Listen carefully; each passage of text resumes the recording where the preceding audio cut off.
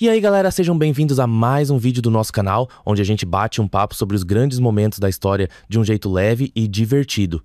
Eu sou o Pedro. E eu sou o João, e hoje vamos falar sobre um documento que mudou o rumo do Brasil. A primeira Constituição Brasileira de 1824. Um marco histórico cheio de polêmicas e reviravoltas. Pedro, você já parou para pensar como seria viver num país sem uma Constituição? Sem regras definidas, seria um caos total. Mas olha, a gente estava indo exatamente nessa direção após a independência em 1822. Dom Pedro I precisou criar uma constituição para organizar o novo país, mas não foi tão simples assim. Nem um pouco. Em 1823, uma Assembleia Constituinte foi convocada para escrever a primeira Constituição do Brasil. O problema é que os deputados queriam limitar o poder de Dom Pedro I, deixando o meio de lado. E adivinha só o que ele fez? Ele não gostou nada da ideia. Em vez de aceitar a limitação do seu poder, ele simplesmente dissolveu a Assembleia na base da força.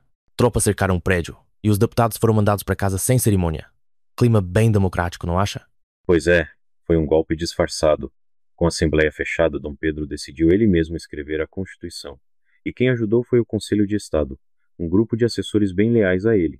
O resultado foi uma Constituição que dava poderes quase absolutos ao imperador. Ele podia dissolver a Câmara dos Deputados, nomear senadores vitalícios e ainda tinha um poder moderador que fazia dele o verdadeiro manda-chuva do Brasil. E essa ideia do poder moderador é super interessante. Ele funcionava como um poder acima dos poderes. O Brasil tinha o executivo, o legislativo e o judiciário, mas o imperador ficava acima de todos eles. Era como se ele fosse o árbitro do jogo, mas também o dono da bola. Boa analogia. E outra coisa, não era qualquer um que podia votar. Só homens livres e ricos tinham esse privilégio. Mulheres, escravizados e a maioria da população nem chegavam perto das urnas. Exato. Apesar disso, a Constituição de 1824 trouxe algumas inovações, como a criação de um sistema representativo e a promessa de liberdade religiosa. Mas essa tal liberdade era só no papel. O catolicismo continuava sendo a religião oficial do Império, e outras crenças eram bem limitadas.